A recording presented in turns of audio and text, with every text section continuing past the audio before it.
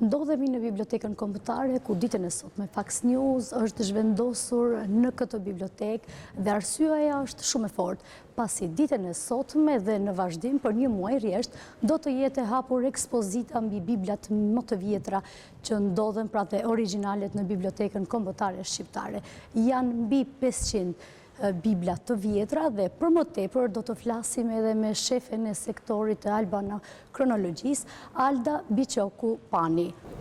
Faleminderit që pranuat ftesën dhe për t'ja nisur që në fillim, deri kur do të jetë e hapur kjo ekspozitë dhe sa do zgjasi? Ekspozita do të jetë e hapur për një muaj, nga ora 9 e mëngjesit deri në orën 7 të darkës. Atëherë në vazhdim të gjithë ekspozitave që ka bërë Biblioteka Kombëtare për promovimin e fondeve apo koleksioneve të saj të rralla, organizohet dhe kjo ekspozitë me biblat dhe librat e shenjtë fetar që janë pjesë të Biblës, apo dhjata e re, dhjata e vjetër, apo si quhet ndryshe Testamenti i Ri, Testamenti i Vjetër. Tani, ekspozita është ndarë në 2 pjesë, fillon nga biblat dhe librat fetar nga më të vjetrit, që fillon nga shekulli 15, pra jemi në vitet 1400, direkt mas shpikjes shtypshkrimit të Gutenbergut, dhe pastaj vijon në shekujt në vijim deri në ditët tona. Fillon me inkunabula të rëndësishme, ku do të veçoja shën metodin e Olimpit, që ka qenë një shenjtor edhe martir i kishës së shekullit të 3 erës tonë, vazhdojmë me veprat e Shën Agostinit, vijojmë me veprë shumë të rëndësishme të Bartolomeo Platinës, i cili ka jetën e Jezu Krishtit edhe të gjithë jetët e papëve deri në atë periudhë, është e vitit 1485. Pastaj vijojmë me Bibla dhe shkrimet të shenjta fetare nga shekulli i 16, që janë vitet 1500. Një Bibël e plotë ndër më të hershme është edhe kjo këtu, është e vitit 1573, apo dhe kjo Bibla e cila daton në vitin 1562. Pastaj në mënyrë kronologjike kemi renditur Bibla dhe shkrime fetare të shenjta të shekujve 16, 17, 18, 19. Do të veçoja përkthimet e Biblës Erasmusit në Rotterdamit, apo Biblën e përkthimin e Martin Luterit, që njihet si protestant dhe krye reformator i kishës, kjo është Bibla, është ndër më të vjetra dhe më të plota që kemi, e vitit 1768, është në gjermanishten gotike. Pastaj të gjitha këto me radhë janë Bibla dhe shkrimet të Djatës së Re dhe Djatës së Vjetër. Do të veçoja gjithashtu edhe Bibla të cilat janë shkruar në gjuhën arabe dhe në gjuhën osmane. Janë Bibla të perandorisë osmane, të cilët janë qenë pjesë e koleksionit të Bushatlive. Ato përmbajnë shumë interesante sepse kanë vulën e Karamamut Pash Bushatliut, pra dua t'rregoj që shtrirja dhe përkthimi i Biblave ka qenë shumë i gjerë.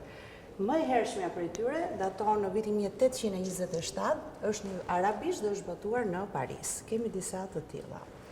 Pastaj fillon historiku i Biblave dhe i shkrimeve fetare në gjuhën shqipe, që në fakt përkonte me histori e shkrimit të shqipes, sepse fillojmë me Sharin e Gjon Buzukut, është i vitit 1555, vijojmë me veprat e Bogdanit, Qeta e profetëve dhe jeta e Jezu Krishtit, datojnë në vitit 685, janë edhe, si thua, ribotimet e tyre në vitin 1691-1702, pastaj vinte Pjetër Budi, L'infallibile Verità, është e Bogdanit, Pjetër Budi janë veprat e tij, Doktrina Kristiana, janë në vitet 1636-1664, po dhe vepra më të hershme të tij, siç janë Pasqyra e Trofymit, apo Pasqyra e Trofymit, më hiqni këtë.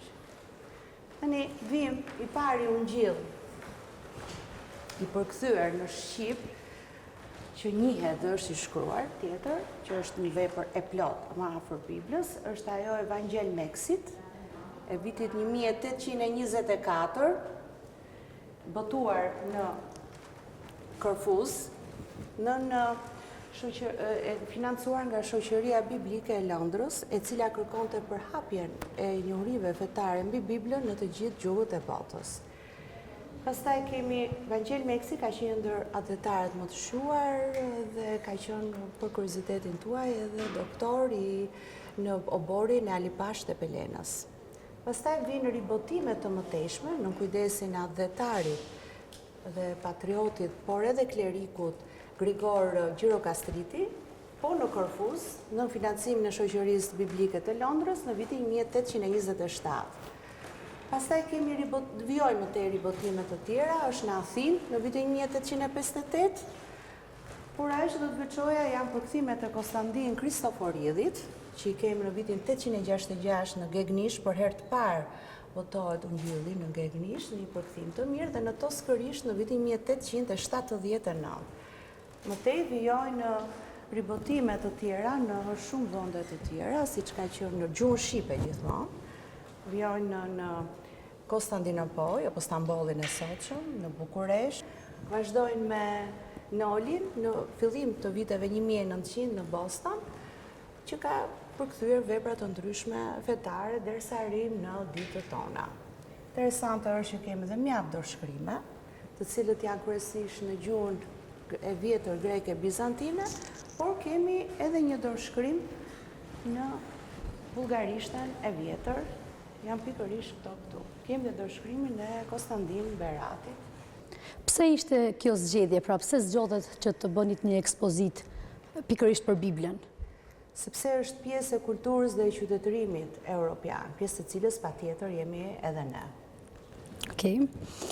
A keni pasur shumë vizitor dhe a keni bërë ju si Biblioteka Kombëtare e Shqipërisë, a keni arritur të qytetarët për t'i lajmëruar të gjithë se në fakt këtu është një pasuri vërtet, sepse janë gjëra shumë të vlefshme dhe origjinale, siç e thatë, që të vini t'i vizitojnë. Kemi pas një sër vizitorësh, ka pasur shumë të huaj dhe shqiptarë që kanë vizituar dhe kanë parë kuriozitetin dhe kanë pasur kuriozitetin për të parë këto vepra të hershme që ndodhen në Bibliotekën Kombëtare, dhe siç u thash dhe në fillim, ne kemi bërë një sër ekspozitash të tilla për promovimin e koleksioneve të rralla të bibliotekës tonë, thesare të bibliotekës tonë.